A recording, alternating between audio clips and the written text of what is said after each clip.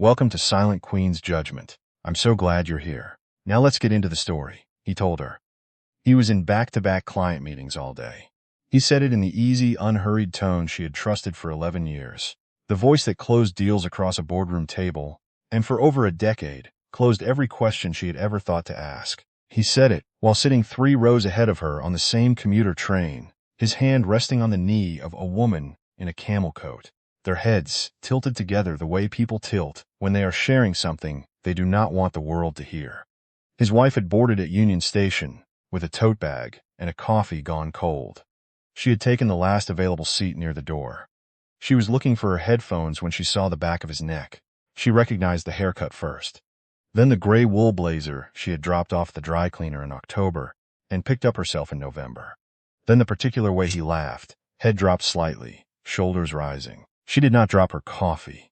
She did not stand up. She sat very still, the way a person sits when their body is processing something faster than their mind is ready to accept. The woman in the camel coat laughed at something he said. She touched his arm. He touched her hand. His wife's name was Cecily Drummond, and Cecily Drummond was not, it turned out, the woman any of them had ever bothered to understand. Part 1. The inheritance nobody counted. Cecily Drummond was born the only child of Wallace and June Drummond of Halifax, Nova Scotia. Wallace Drummond had spent 30 years quietly, building a mid-size engineering consultancy into one of the most reliable infrastructure firms on the East Coast. He did not advertise this. He drove a sensible car, wore sensible shoes, and believed with a conviction bordering on religious that money discussed openly was money that invited trouble. When Cecily was 9, her father sat her at the kitchen table after dinner and explained compounding interest with a jar of pennies. When she was 14, he walked her through her first tax return. When she turned 18, he transferred a portion of the family trust into her name and told her 3 things.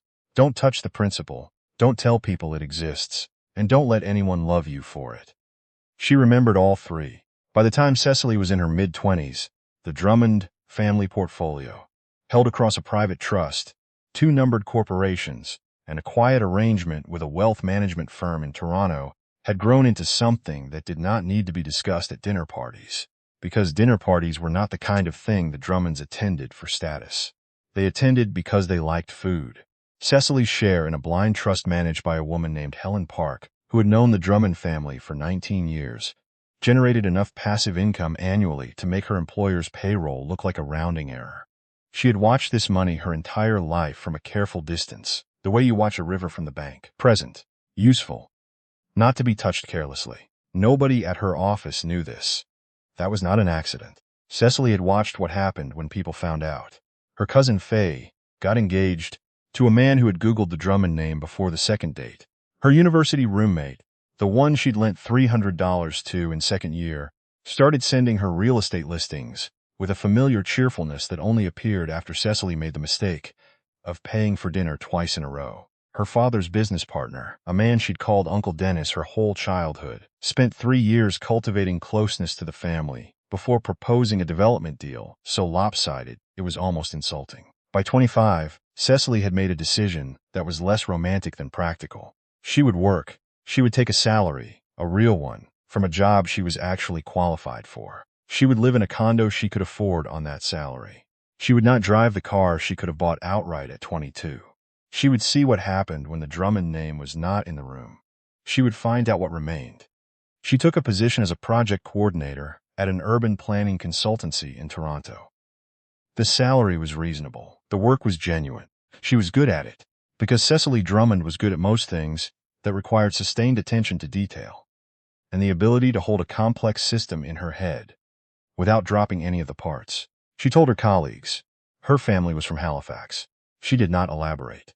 She met Malcolm Voss at a friend's birthday dinner when she was 27. He was a commercial real estate broker with a firm handshake and the particular confidence of a man who had been told he was charming so many times he had stopped questioning it. He was not unintelligent. He was funny in the way that men are funny when they have learned that humor opens rooms. He talked and talked well, and he looked at Cecily across the restaurant table with a focused interest that she recognized as genuine, at least in that moment, because she had become very good at reading moments. He did not know her last name for 6 weeks. She introduced herself as Cecily, just Cecily. When she finally told him her surname, he said, "Drummond." "Is that the engineering firm?" She said, "My dad's company." "Yes." He said, "Huh, small world." And that was it. He did not Google it that night, or if he did not mention it, and he did not start talking to her differently, and that, more than the handshake or the humor, was what got her. He seemed to simply like her, not the name. Her. She chose to believe it. They were married 3 years later in a small ceremony at a converted barn outside of Collingwood. Cecily organized everything. Malcolm showed up in a good suit, looking pleased with himself, and Cecily filed that detail carefully and chose not to look at it directly. Part 2. The architecture of invisible worked. The first years settled into a pattern Cecily recognized with the quiet recognition of someone who had watched her father's second marriage from a respectful distance and understood what an unequal partnership looked like before she was old enough to name it. Malcolm worked. Malcolm networked. Malcolm had drinks with clients and came home later than he said he would, and left his shoes in the hallway in a way that was not passive-aggressive so much as deeply structurally thoughtless. Cecily also worked. And then she came home and did the second shift, the one nobody times or tracks, the one that does not appear on any performance review. She managed the household accounts. She handled the condo fees, the insurance renewals, the dentist appointments, the tax filings. She arranged the movers when they bought the house in the East End. She dealt with the contractor when the basement flooded, and again when it flooded a second time. She remembered that Malcolm's mother, Brenda, liked to be called on her birthday before noon because she went to her book club in the afternoon, and hated having her phone buzz during discussion. Malcolm never once called his mother before noon, on her birthday unprompted. Cecily made sure he remembered to call at all. She kept the social calendar of two people who had different ideas of what social obligation required. She sent Christmas cards to Malcolm's colleagues, signed with both names. She attended every work function. He asked her to attend and stood beside him at those functions making conversation with people whose names she had memorized from his contact list, so she could refer to them correctly. Malcolm never once memorized the name of a single person from her office. She brought this up once, in year 3. She sat him down after dinner and said, in the measured tone she used when she needed to be heard rather than dismissed, "I feel like I'm managing our entire life. The house, the calendar, the family relationships. I need you to take some of this on." Malcolm looked at her the way people look when they have heard the words, but are already composing their response, rather than listening to the content. "You're better at that stuff than I am," he said. "You know that." Cecily looked at him for a long moment. "Being better at something doesn't mean I should do it alone forever." He squeezed her hand. He said he'd try. He did not try, or he tried briefly in a way that required so much supervision it became more work than doing it herself. She stopped raising it, not because she had accepted the arrangement, but because she had begun, with the methodical instinct of her father's daughter, to document it. Not for divorce. Not then, out of habit. The Drummond family did not make moves without a record. She had grown up watching her father note the date and the amount and the context of every transaction, financial and personal. She had absorbed that habit the way children absorb the habits that are modeled without explanation, not as a lesson, but as a fact of life. She kept notes, detailed ones, the dates she managed things alone, the conversations that went unfinished, the decisions she made for both of them that he later claimed credit for at dinner parties. The trust remained untouched, growing with a patience that mirrors the woman managing it. Helen sent quarterly reports. Cecily read them on her laptop at 11:30. On Sunday nights after Malcolm had fallen asleep with the television on. She did not feel sorry for herself. That was not the word for it. She felt like a woman who had made a bet on a person and was watching the data come in, and the data was not what she had hoped for, and she was not yet certain what she was going to do about it. Part 3. His mother's gift for selective warmth, Brenda Voss, was a woman who had perfected the art of benevolent condescension. She was warm in the way that certain rooms are warm, technically comfortable, technically inviting, but with a particular quality that makes you aware you are a guest, and she is the one deciding how long you stay. She came to visit 4 times a year. Cecily prepared for each visit with the thoroughness of someone staging a property for sale. The bathroom had the brand of soap Brenda preferred. The coffee was the roast she had mentioned once, offhandedly, 18 months ago. The guest room had the good towels. Brenda never commented on any of it specifically. She noted the absence of things that didn't exist rather than the presence of things that did. Malcolm always liked a more casual home, she would say. Standing in the living room Cecily had furnished from scratch after 2 years of patient, considered choices. Less fussy. She said it with a smile that offered nothing to push back against. Malcolm's older brother Daniel lived 40 minutes away and visited on holidays with his wife, Patrice, who was everything Brenda wanted Cecily to be, meaning she did not challenge anyone. She brought store-bought dessert. She deferred to Brenda in conversation, and she treated Malcolm's family as though they were a minor royalty she was grateful to be adjacent to. Patrice called Cecily the planner in a tone that was either admiring or diminishing, and Cecily had spent enough time around it to understand. It was both at once, which was more irritating than one or the other alone. There was a family group chat. Cecily was added to it in year 2, after she asked. She was there in name. She was never tagged in anything. She learned about Malcolm's family's Christmas plans, the same way she learned about most of his family's plans. From Malcolm 3 days before they happened, in a tone that suggested he assumed she had no prior commitments and no relevant opinion. She brought it up once. I found out about Easter from a text you forwarded me 3 days ago. Does it matter how you found out? He said. She thought about that sentence for a long time afterward. She thought about it the way you think about something that reveals, in 8 words, exactly how a person has organized their understanding of you. She did not bring it up again. She added it to the file. Part 4. The trained Cecily had been in Montreal for 6 days attending a planning conference. 6 days of morning panels and evening receptions, and the strange, almost guilty relief of being in a hotel room, where the only expectations were the ones the minibar created. She called Malcolm every evening. He answered most nights. He sounded like himself, or the version of himself she had grown accustomed to. He mentioned the dog. He said he'd had dinner with Daniel and Patrice on Thursday. He said work was busy. On the last morning, she texted him her train information. He replied with a thumbs-up emoji. Her train pulled into Union Station 40 minutes early. She texted again from the platform. No reply. She tried calling from the main hall, voicemail. She called again, walking toward the subway. He picked up on the 4th ring. Hey, sorry, I'm stuck in meetings, back to back all day. Can you grab the subway? I'll make it up to you. We'll go for dinner tonight. His voice was easy, practiced. Not the voice of a man in an unexpected meeting. The voice of a man who had thought about what he was going to say. Cecily listened to the background behind his voice.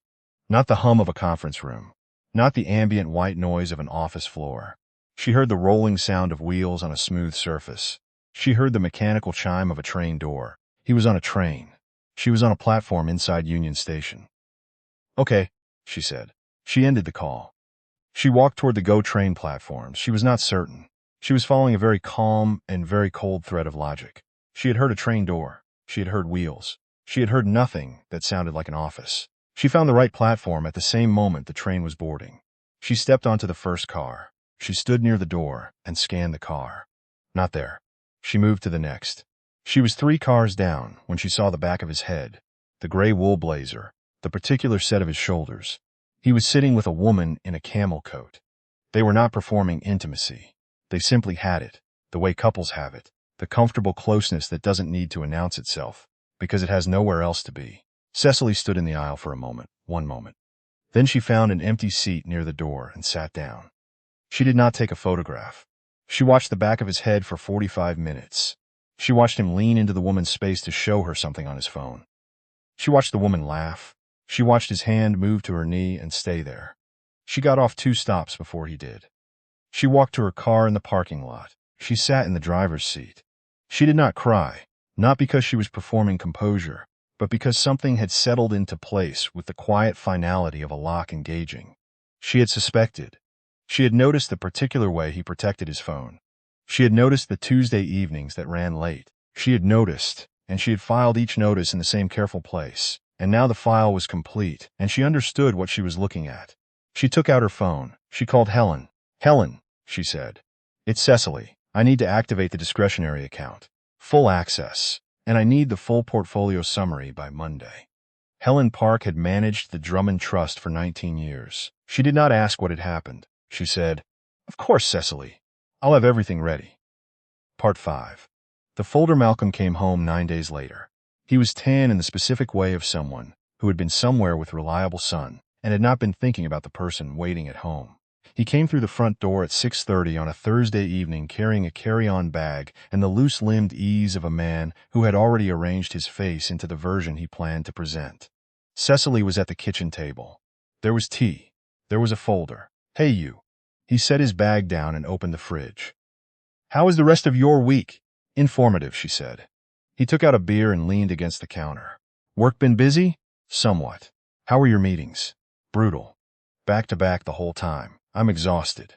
He said it without hesitation, with the fluency of a man who had told this story to himself enough times that it felt like memory. "Which days were the worst?" He looked at her over the top of the bottle. "What? You always tell me the days when it's been particularly bad. You're very specific about that." "Which days?" A pause. One beat too long. "Wednesday, I think. Maybe Thursday morning." Cecily opened the folder. She placed a single page on the table and turned it to face him. It was a printed email confirmation. "A hotel in Tremblant, 2 names, 6 nights. Check out that morning." His name. A name she now recognized. Lauren Hamill. She had not hired anyone. She had simply been paying attention to their shared credit card statement for 2 years, and the irregular charges had a pattern she recognized once she was looking for it. Malcolm looked at the paper. She watched the expression cross his face in sequence. Confusion, recognition, and then something that was not quite fear and not quite shame but was in the vicinity of both. "I was on the train," Cecily said. Her voice was even. She had decided, somewhere on the drive home from the GO station 9 days ago, that she would not perform distress for this conversation. "I heard a train door behind your voice when you told me you were in back-to-back meetings. I was at Union Station. I found the right platform. I sat 3 cars behind you for 45 minutes. The kitchen was quiet. Their dog, a beagle named Pepper, was asleep on her bed near the back window." "Cecily, I don't need an explanation for how it started. That part doesn't change anything material." She opened the folder further. Restaurant charges in the financial district. Evening she had spent alone with the explanation client dinner. A hotel booking in Ottawa the weekend he had attended a broker conference in February. A charge to a jeweler on Bloor Street in August. $460, 3 weeks before her birthday. A birthday on which she received a card and a gift card to a bookstore. She placed each page beside the last. Malcolm watched without speaking. He was watching like a man who had built something he believed was solid, and was now watching it demonstrate that it was not. "This has been going on for at least 14 months, she said. "The pattern is consistent. You are not as careful as you think you are. You have simply been with a person who was careful enough not to look before she was ready." Malcolm set the beer down. "I can fix this. I want to fix this. 14 months isn't a mistake. It's a sustained choice. I know that. I am telling you I want to end it. Tonight. Right now, if that's what it takes." Cecily closed the folder. She set her hands flat on the table. She looked at him, and she let him see, for the first time in their 11 years together, the actual dimension of who she was. Not the competent wife. Not the patient manager of their shared life. The woman underneath those roles. The one who had been doing arithmetic since the moment she sat down on that train and understood what she was looking at. "I want a divorce," she said. "The paperwork will be filed by Monday. You can stay in the second bedroom until the process begins. After that, we'll need to make other arrangements. We have a life together. A house. We have 11 years. Yes, and I've kept the records for most of them." She stood. She picked up the folder. "You should know something before you start planning what comes next." She paused at the kitchen doorway. She turned just enough. "I am not the person you think I am.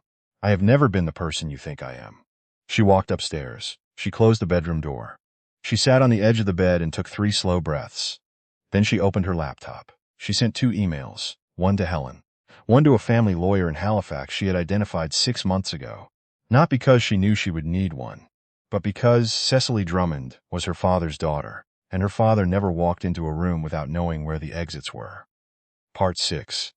The name on the building the divorce filing reached Malcolm's lawyer on a Monday. By Friday, Malcolm understood that the woman who had been paying the mortgage, organizing his professional contacts, managing their tax filing logist for 11 years was also the sole beneficiary of a private trust that held assets he could not have guessed at because he had never thought to guess. He had married Cecily Drummond 11 years ago. He had looked up the engineering firm once, decided it was a medium-sized regional company, and moved on.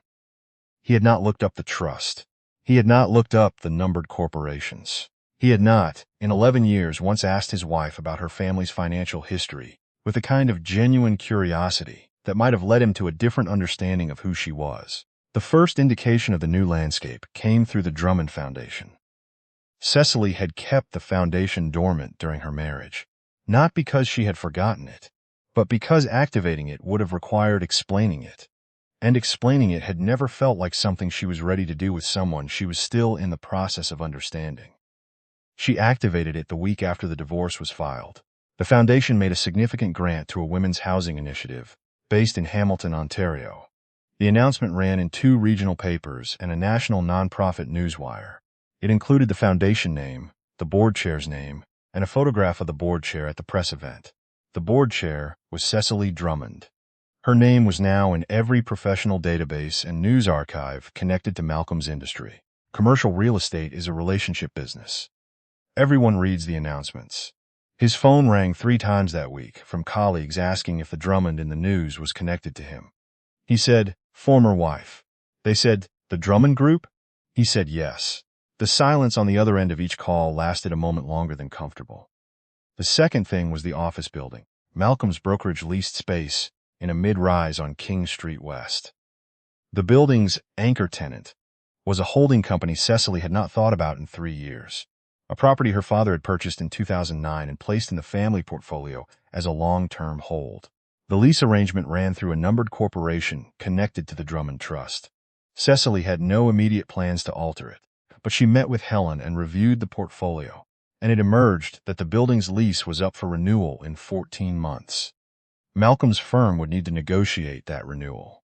The person across the table from Malcolm's firm, controlling the terms of the building that housed his office, was going to be his ex-wife's family trust. Cecily did not tell him. She did not need to.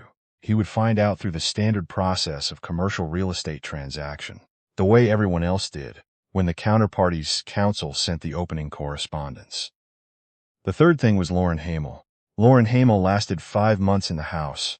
Malcolm now rattled around and alone. She had been drawn to a version of Malcolm Voss that Cecily had maintained without credit for 11 years.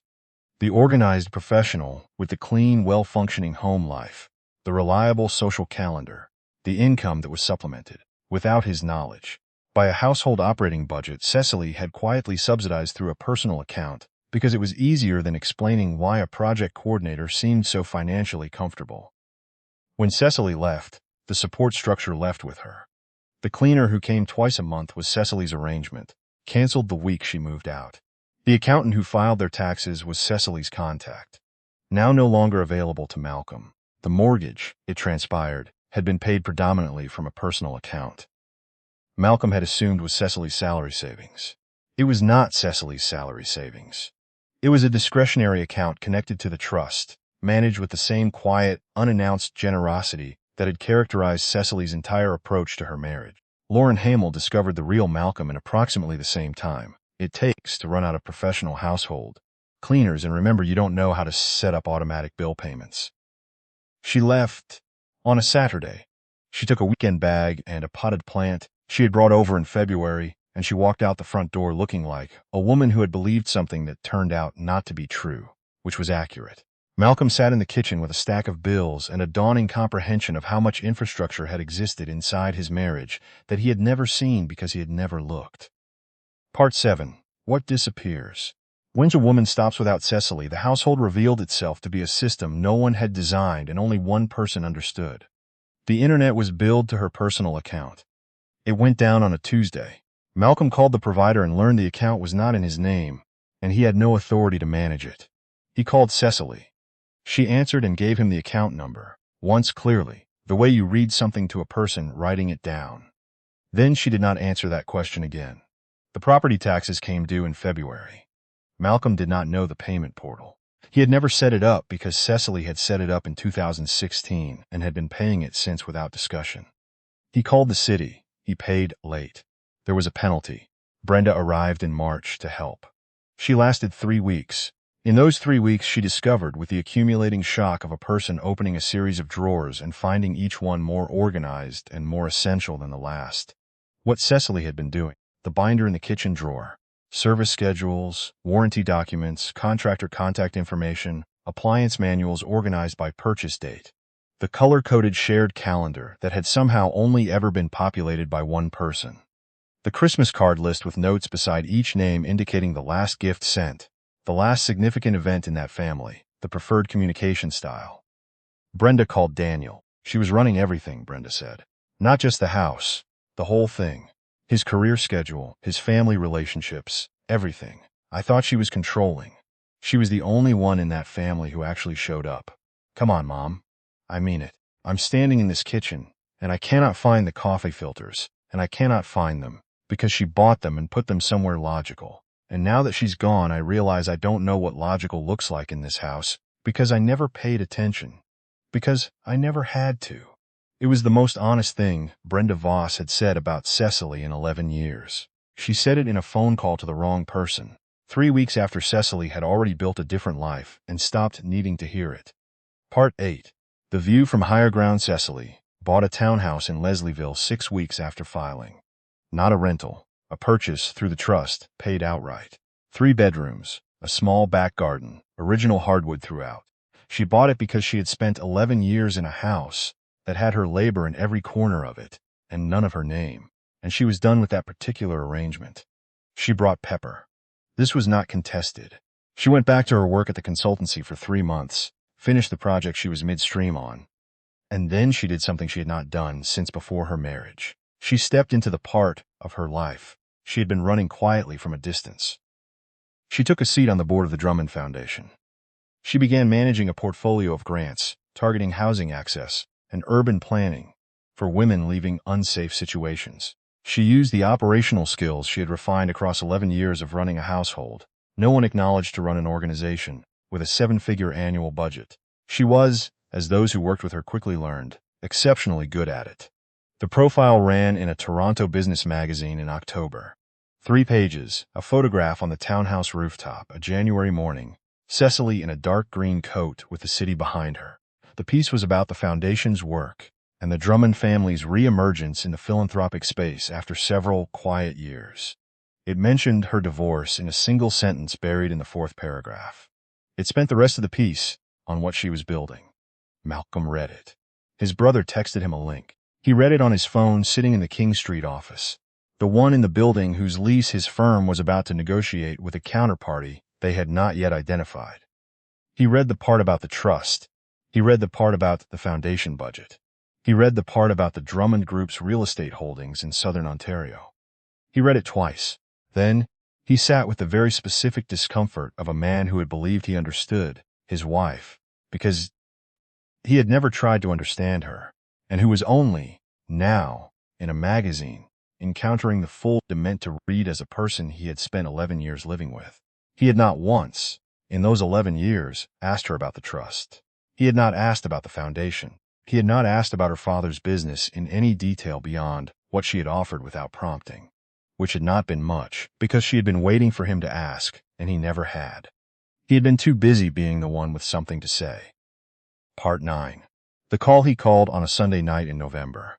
Cecily was in the back garden with Pepper, drinking tea, watching the last of the season's light leave the sky. She let it ring 4 times. Malcolm, Cecily. His voice had changed, not in a way that moved her, but in a way she noticed. The performance was gone. What was left was the voice of a man standing in something he had not prepared for. I need to talk to you, not through lawyers. I just need 10 minutes. There's nothing that requires a separate conversation. I know about the trust. I know about the foundation. I know all of it. A pause. I didn't know. No, she said. You didn't. She set down her tea. You didn't know because in 11 years you never asked. Not once. Not about my family's business. Not about our finances in any real way. Not about how the mortgage was being paid or what my work actually involved or why a woman earning a project coordinator's salary seemed completely unbothered by money. You never asked any of it because you were not interested in the answers. You were interested in the arrangement. That's not fair. It's not unfair either. She stood and moved to the garden steps, out of Pepper's way. You had 11 years to be curious about who you married. You decided there wasn't enough there to be curious about. A silence. My mother wants to reach out, he said eventually. She says she understands things differently now. Your mother understands the balance sheet differently now. That's not the same thing. She feels terrible. She spent 11 years finding small ways to make me feel like a visitor in my own marriage. She doesn't get to renegotiate because the calculation changed. Another pause. Cecily, the King Street lease. I found out last week that the counterparty is. He stopped. Restarted. Is it you? Is it your family's trust? She was quiet for a moment. She let the silence do what it needed to do. Yes, she said. The building has been in the Drummond portfolio for 15 years. You have been paying rent indirectly to my family's holding company for the last 6 years. You've been trying to negotiate a lease renewal with your ex-wife's trust, and you didn't know it because you never asked what my family actually owned. The silence on his end was the longest yet. I'm not going to give you preferential terms, she said. I'm not going to punish you through the lease either. You'll get the same process every other tenant gets. Fair market, standard terms, an equitable process. But you will go through it like everyone else, Cecil. You called me organized like it was a personality flaw. You let your mother treat me like help. You let your brother's wife treat me like a category rather than a person. You spent 14 months making a choice that contradicted every promise you made, and you made sure I was the last to know. Her voice was steady. It had the particular steadiness of a woman who had decided, well in advance of this conversation, what she wanted to say and what she was not going to feel while saying it. And then you Googled my name and found a number attached to it, and now you want 10 minutes. I didn't fall out of love with you. You were never curious about me. That's different from love, but it rhymes with it enough to be confusing. She reached down and put her hand on Pepper's warm back. I spent 11 years being the most useful person in your life and the least understood. I was very good at the first part. I let the second part go on too long. That was my mistake, and not one I intend to repeat. She let that settle. Goodbye, Malcolm. She ended the call. She set the phone on the garden step. She sat down next to Pepper, who shifted and put her chin on Cecily's knee without being asked, the way dogs understand things that require no explanation. The city moved around them. The last light left the sky. The garden was very quiet. Part 10. What remains on a Wednesday evening in December. 4 months after the foundation, profile ran. And 11 months after the train, Cecily sat in the back garden wrapped up in a wool blanket. Her mother mailed from Halifax with a note that said only, "Thought you might need this. Love, Mum." She opened her phone. She went to a folder she had made on the night she drove home from the GO station parking lot. Documents. The credit card records, the hotel confirmation, the restaurant charges, the timeline she had built, across 9 days before the conversation at the kitchen table. She looked at it for a while. Then she selected it. Then she deleted it. The phone asked her to confirm. She confirmed. The folder disappeared. The screen showed her camera roll instead. Pepper asleep in a square of December sun on the kitchen floor. The back garden after the first snowfall, one small set of dog tracks across the white. Her mother at the foundation's fall event, laughing at something the woman beside her had said. Head thrown back. A photograph of the townhouse on the day she moved in. Front door painted the dark green she had chosen herself without consulting anyone. Because she no longer lived in a house where the door color required a conversation that would end in her doing what was easier. She closed her phone. She thought about the train, not about what she had seen on it. About the 45 minutes after. About sitting in her car in the parking lot and understanding that the thing she had suspected for several months had now been confirmed. And that understanding this had not broken her the way she had half expected it would, because she had been building a version of herself that could absorb this for longer than she had consciously admitted. She had activated the trust. She had called Helen. She had already, in some part of herself, she had kept very quiet, been ready. The rosemary she had planted along the garden wall in September had made it through the first frost. She had read that rosemary was surprisingly hardy. She had not found this surprising. She pulled the blanket closer. She thought about what her father had said to her at 18. Sitting at the kitchen table in Halifax with a jar of pennies, he had said 3 things. She had remembered all 3. The 4th thing, the one he had not said because she had needed to learn it herself, was this. The test she had been running was never really about money. It was about attention. It was about whether someone would look at her, just her, with enough genuine curiosity to want to know what was underneath. Malcolm had not looked. Brenda had not looked. None of them had looked, because she had made it very easy not to. Because she had kept herself legible and useful and present in all the ways that required no investigation. She was done being easy to overlook. She breathed in the cold air, the rosemary, the particular silence of a woman who has stopped making herself smaller and is still learning, quietly and without apology, exactly how much space she was always meant to take up. A plane passed overhead, blinking across the December dark, heading somewhere south. Cecily watched it until it was gone. Some women wait to be seen. Some women demand it. Cecily Drummond had spent 11 years being invisible by design, and then by neglect, and the difference between those two things was the whole story. She had chosen the invisibility first. What she had not chosen was being looked through. She was not invisible anymore. Her name was on grants and boards and press releases, and, in 14 months, on the lease agreement that would cross Malcolm's desk and remind him, one final and completely impersonal time, that the woman he had not bothered to understand had been holding up more than he ever knew. The garden was quiet. The rosemary was still standing. Cecily Drummond was home. If this story stayed with you, please subscribe and turn on notifications. We tell stories about women who finally take up the space they were always meant to have. The next one is on its way.